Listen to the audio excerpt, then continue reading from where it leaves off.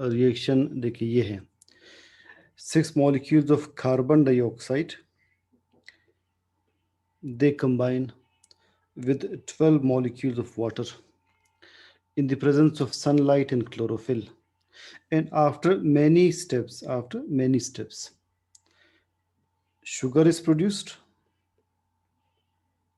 a 6 carbon sugar, oxygen molecules are released, and water molecules are released. अक्सर हम on the right water show नहीं करते, तो बहरहाल water molecule is also released. Dotted lines क्या show कर रहे हैं? जो एरो हेड में डॉटेड लाइंस है, इसका मतलब ये कि ये एक स्टेप में नहीं हो रहा रिएक्शन, ये कई स्टेप्स में हो रहा है.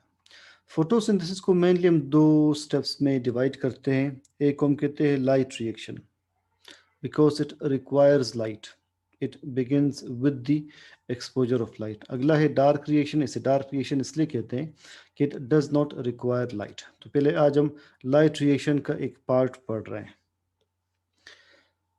जब लाइट पड़ती है थाइलेकॉइड पर, देखिए ये है थाइलेकॉइड. थाइलेकॉइड का सिर्फ ये पार्ट हम कंसिडर कर रहे हैं, इतना पार्ट हम कंसिडर कर रहे हैं. थाइलेकॉइड के ऊपर लाइट पड़ रही है. थाइलेकॉइड के अंदर इसके मेम्ब्रेन में बहुत सारे पिगमेंट्स हैं. अब जैसे फोटोन इसको स्ट्राइक करेगा, एक लाइट का फोटोन स्ट्राइक करेगा, फोटोन एक थाइलेकॉइड से, एक पिगमेंट से, सॉरी ये पिगमेंट्स हैं थाइलेकॉइड के अंदर, ये पिगमेंट्स इस तरह से छोटे छोटे पिगमेंट्स, एक पिगमेंट से लाइट ट्रांसफ़र होगी अगले पिगमेंट की तरफ, यहाँ से लाइट ट्रांसफ़र होगी नेक्स्ट की तरफ, लाइट यहाँ से ट्रांसफ़र होगी नेक्स्ट की तरफ. सबसे पहले लाइट कौन रिसीव करेगा? लाइट रिसीव करेंगे कैरोटीनॉइड्स. वहाँ से लाइट ट्रांसफ़र होगी क्लोरोफिल बी में, क्लोरोफिल बी से लाइट ट्रांसफ़र होती है क्लोरोफिल ए में. कैरोटीनॉइड्स और क्लोरोफिल बी को हम कहते हैं एक्सेसरी पिगमेंट्स, क्लोरोफिल ए को कहते हैं मेन पिगमेंट. क्लोरोफिल ए में रिएक्शन होगा तो क्लोरोफिल ए को कहते हैं रिएक्शन सेंटर या रिएक्शन होगा. एट लास्ट लाइट देखिए कहाँ पर जा रही है? रिएक्शन सेंटर में जा रही है. रिएक्शन सेंटर क्लोरोफिल ए को कहते हैं. तो थोड़ा सा ज़्यादा ग्रीन शो किया है, ये क्लोरोफिल ए है. So light when it strikes, first light is received by different pigments. ये जो क्लोरोफिल ए के मॉलिक्यूल से पहले पिगमेंट्स हैं, इन्हें कहते हैं एंटीना कॉम्प्लेक्स. एंटीना कॉम्प्लेक्स देखिए इस तरह से है.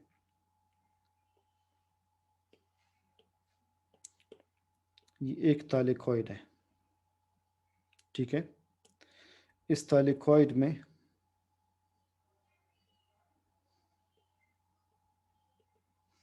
हम इस पार्ट को कंसिडर कर रहे हैं. इस पार्ट में कैरोटीनॉइड्स हैं, क्लोरोफिल बी मौजूद है और यहाँ पर क्लोरोफिल ए मौजूद है. तो लाइट जैसे ही स्ट्राइक करेगी, लाइट स्ट्राइक करेगी कैरोटीनॉइड्स को, यहाँ से लाइट ट्रांसफ़र होगी नेक्स्ट से नेक्स्ट, वहाँ से क्लोरोफिल बी से लाइट आएगी क्लोरोफिल ए में. तो क्लोरोफिल ए के अलावा बाकी सारे पिगमेंट्स को जो कि मैंने ब्लू के अंदर शो किए, इन्हें कहते हैं एंटीना कॉम्प्लेक्स. एंटीना कॉम्प्लेक्स, ये एंटीना कॉम्प्लेक्स थाइलेकॉइड के मेम्ब्रेन में मौजूद है. और क्लोरोफिल ए को कहते हैं रिएक्शन सेंटर.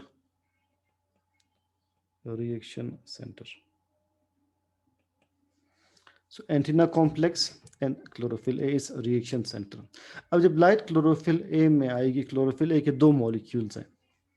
जब लाइट क्लोरोफिल ए में आएगी तो ये है क्लोरोफिल ए का मॉलिक्यूल, क्लोरोफिल ए, CHA से शो कर रहा हूँ. इस क्लोरोफिल ए को हम नाम देते हैं 680 नैनोमीटर. ये पॉइंट दोबारा बाद में डिस्कस होगा. फिलहाल आप याद रखिए क्लोरोफिल ए का मॉलिक्यूल है, इसे फोटो सिस्टम 2 कहते हैं. 2 क्यों कहते हैं ये भी अभी आपको क्लियर होगा. तो लाइट जैसे इसके ऊपर पड़ती है, लाइट का एक फोटोन पड़ेगा तो ये एक इलेक्ट्रॉन लूज करेगा. लाइट का एक और फोटोन इसके ऊपर पड़ता है, ये एक और इलेक्ट्रॉन लूज करेगा. तो जैसे इसके ऊपर फोटॉन्स पड़ते हैं, ये इलेक्ट्रॉन्स लूज करेगा क्लोरोफिल। वो जो लाइट है उसकी एनर्जी इलेक्ट्रॉन्स अपने पास साथ कैरी करते हैं, इन्हें कहते हैं फोटो एक्साइटेड इलेक्ट्रॉन्स।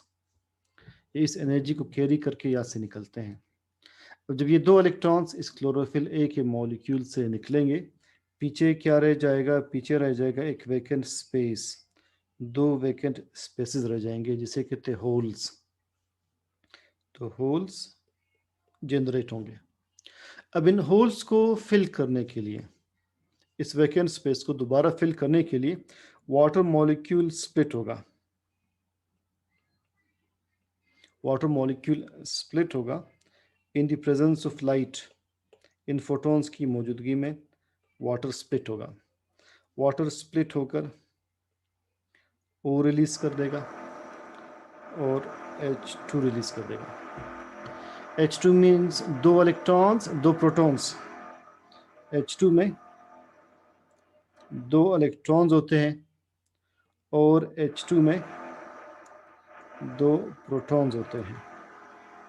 ये दो इलेक्ट्रॉन्स आकर इन गैप्स को फिल कर लेंगे। इलेक्ट्रॉन्स आकर इस वैकेंट स्पेस को फिल कर लेंगे। ठीक है, तो जो क्लोरोफिल ने दो इलेक्ट्रॉन्स लूज किए थे वापस कवर हो जाएंगे। अब जो वाटर ने ऑक्सीजन रिलीज किया है, ये ऑक्सीजन, एक और वाटर मॉलिक्यूल जब इस तरह स्प्लिट होगा, उसका ऑक्सीजन इस ऑक्सीजन के साथ मिलकर O2 बना लेंगे। तो O2 का सोर्स वाटर है। वाटर का लाइट की प्रेजेंस में स्प्लिट हो जाना, इसे फोटोलिसिस कहते हैं। What is photolysis? The splitting of water in the presence of light, it is photolysis. अब जब क्लोरोफिल ए मॉलिक्यूल ने दो इलेक्ट्रॉन्स लूज किए, ये कहा जाएंगे। सबसे पहले एक इलेक्ट्रॉन एक्सेप्टर खड़ा है, ये दो इलेक्ट्रॉन्स इसके पास जाएंगे, ये दो इलेक्ट्रॉन्स इसके पास आएंगे। ये प्राइमरी इलेक्ट्रॉन एक्सेप्टर कहलाता है। यहाँ से इलेक्ट्रॉन्स आते हैं एक इलेक्ट्रॉन कैरियर की तरफ। इलेक्ट्रॉन्स एक बोर्ड में बैठते हैं और साथ ही इस स्टेप में बहुत सारी फ्री एनर्जी रिलीज होती है। इलेक्ट्रॉन्स नीचे जा रहे हैं तो अपनी एनर्जी रिलीज करते जा रहे हैं। इलेक्ट्रॉन्स किसके पास आए? जो पहली कश्ती है, इसे प्लास्टोक्विनोन कहते हैं। इस कश्ती को प्लास्टोक्विनोन कहते हैं। अब ये कश्ती आगे मूव करेगी, ये कैरियर है, ये मूव करेगी। आगे मूव करते हुए ये अपने दोनों इलेक्ट्रॉन्स हैंड ओवर कर देगी एक और एक्सेप्टर को, उसे कहते हैं साइटोक्रोम कॉम्प्लेक्स। तो इलेक्ट्रॉन्स यहाँ से यहाँ पर आ जाएंगे और इन इलेक्ट्रॉन्स के पास क्या है? इनके पास लाइट की एनर्जी मौजूद है। तो इस स्टेप में भी बहुत सारी ये एनर्जी रिलीज करेंगे, एनर्जी रिलीज होगी। अब वो दो इलेक्ट्रॉन साइटोक्रोम कॉम्प्लेक्स आगे मूव करेगा और ये आगे मूव करते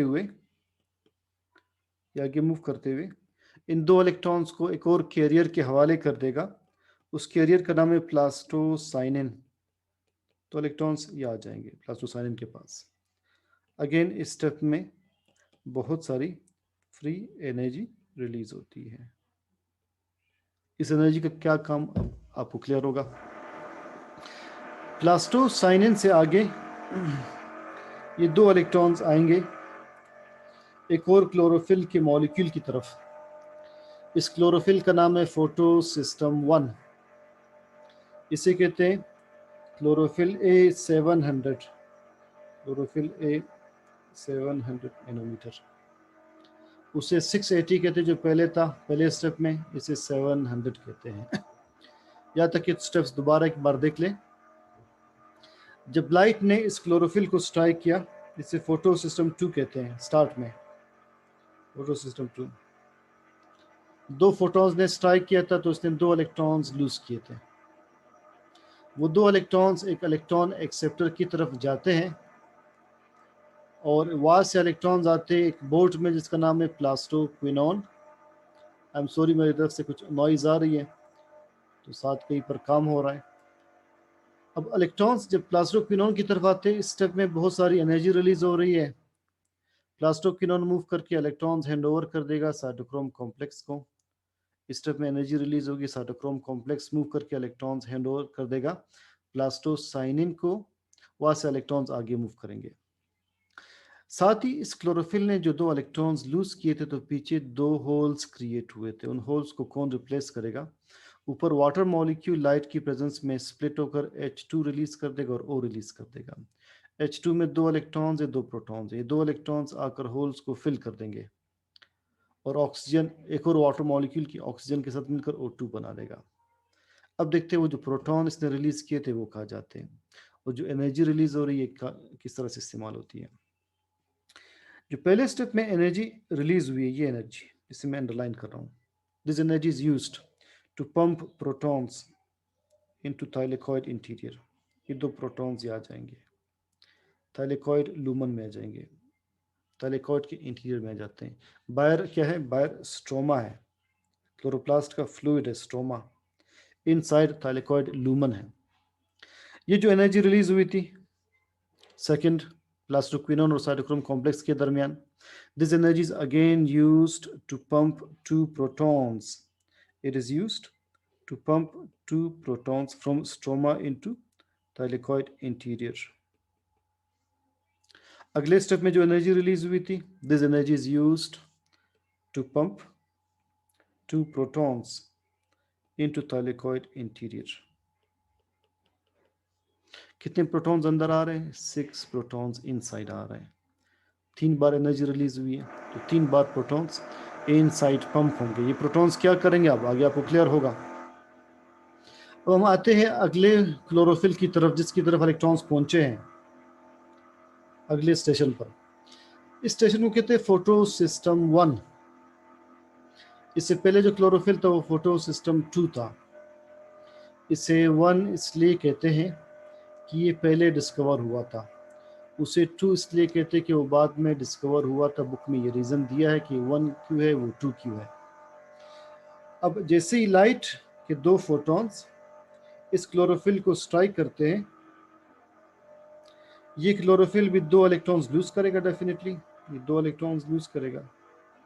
2 इलेक्ट्रॉन्स लूज करने के बाद इसमें क्या क्रिएट होगा? 2 होल्स क्रिएट होंगे। उन होल्स को फिल करने के लिए वाटर मॉलिक्यूल स्प्लिट नहीं होगा इस बार जो पीछे से 2 इलेक्ट्रॉन्स आ रहे हैं वो इलेक्ट्रॉन्स आकर इन 2 होल्स को फिल कर लेंगे, ठीक है। और जो 2 इलेक्ट्रॉन्स इसने लूज किए थे वो जाएंगे प्राइमरी इलेक्ट्रॉन एक्सेप्टर की तरफ। वो दोनों हाथ यू करके खड़ा है तो ये दोनों इलेक्ट्रॉन्स वो पिक कर लेगा। प्राइमरी इलेक्ट्रॉन एक्सेप्टर ये 2 इलेक्ट्रॉन्स हैंड ओवर कर देगा फेरेडॉक्सिन को। एक कैरियर है फेरेडॉक्सिन, उसको ये हैंड ओवर कर देगा। फेरेडॉक्सिन ये 2 इलेक्ट्रॉन्स एक एंजाइम को दे देगा। एक एंजाइम है जिसने ये 2 इलेक्ट्रॉन्स इस्तेमाल करने हैं। इस एंजाइम का नाम है NADP रिडक्टेज। ये फाइनली ये 2 इलेक्ट्रॉन्स पिक कर लेगा। इसने अब इन 2 इलेक्ट्रॉन्स को यूज़ करना है। इन इलेक्ट्रॉन्स के अंदर लाइट की एनर्जी है, इन्हें कहते हैं फोटो एक्साइटेड इलेक्ट्रॉन्स। अभी जो एंजाइम है NADP रिडक्टेज, ये क्या करेगा?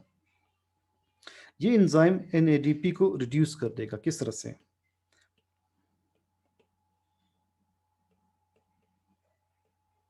NADP ये इस फॉर्म में है। तो जो NADP रिडक्टेज हैं,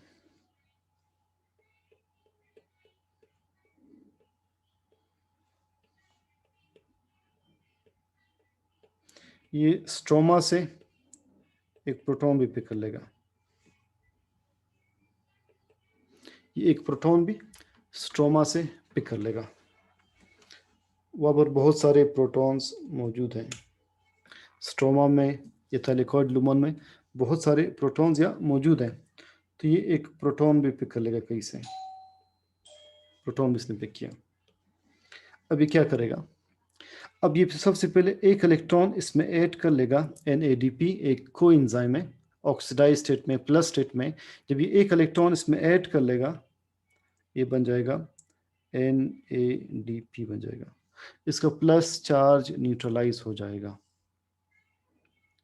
अब क्या होगा, अगले स्टेप में ये एंजाइम जिसका नाम है NADP रिडक्टेज। रिडक्टेज इसलिए कहते हैं कि ये रिडक्शन कर रहा है, इलेक्ट्रॉन ऐड कर रहा है। तो अगले स्टेप में क्या करेगा, ये इसमें एक और इलेक्ट्रॉन ऐड कर देगा, एक अपना प्रोटॉन ऐड कर देगा। एक इलेक्ट्रॉन एक प्रोटॉन क्या बनाते हैं, H बनाते हैं। एक इलेक्ट्रॉन और एक प्रोटॉन हाइड्रोजन का एटम बनाते हैं, H बनाते हैं।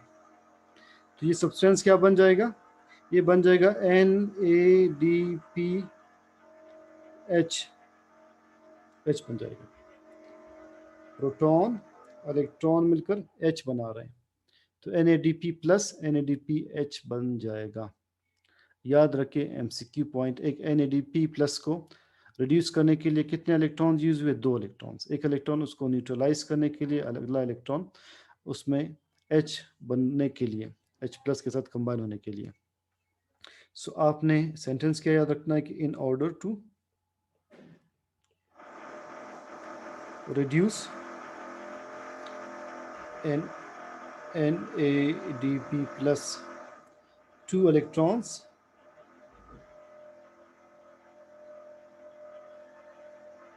and 1 proton is required, and 1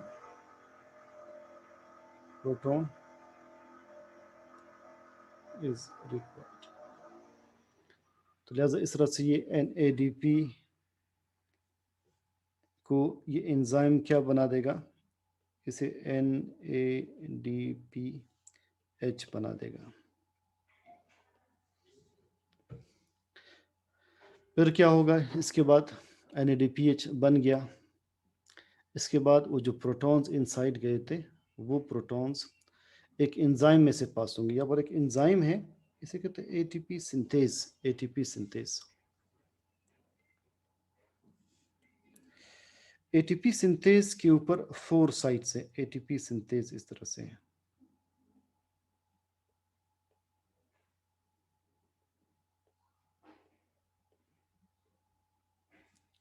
जो इनसाइड प्रोटॉन्स गए थे लो एनर्जी से हाई एनर्जी की तरफ, आपने एनर्जी प्रोवाइड की तो प्रोटॉन्स बाहर से अंदर आए, हाई एनर्जी स्टेट में है वो। जब 4 प्रोटॉन्स ऐसे पास होंगे, 4 प्रोटॉन्स, ये प्रोटॉन्स वापस आकर यहाँ पर पास होंगे। 4 प्रोटॉन्स जब इसमें से पास होते हैं तो एक ATP जनरेट होगी। 4 प्रोटॉन्स एक ATP जनरेट करेंगे।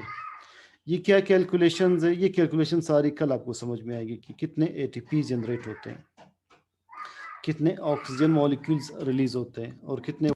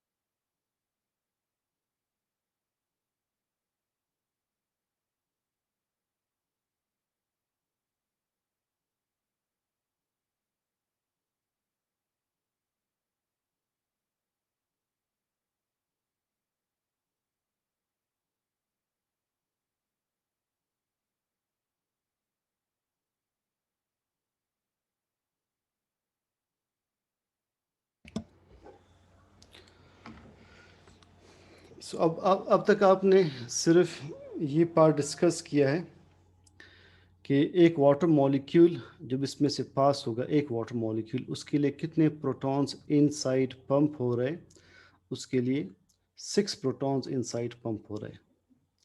अब कितने टोटल वाटर मॉलिक्यूल्स है, कितने प्रोटॉन्स होंगे, कितनी एटीपी जनरेट होंगे, फिर मैंने वो एक्सप्लेन नहीं किया। ये सारी कैलकुलेशंस कल हम इसमें ये डायग्राम डिस्कस करेंगे। साइक्लिक, नॉन साइक्लिक फोटोफॉस्फोराइलेशन क्या है, कितने एटीपी जनरेट होते हैं,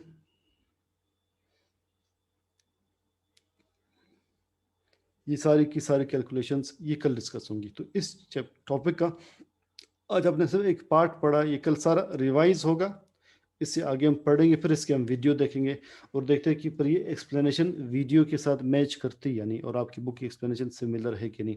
कैलकुलेशन सारे मैंने अपनी तरफ से ऐड किए जो कि बुक की एक्सप्लेनेशन से काफ़ी हद तक को रिलेट हो जाती है। तो आज आपने सिर्फ ये जो डायग्राम मैंने ड्रॉ किया है, सिर्फ यही एक डायग्राम आज आप देख लें, और वो भी आपको जितना भी क्लियर हो, दैट्स ओके। ये डायग्राम, सो इससे आगे ये टॉपिकल होगा। अब हम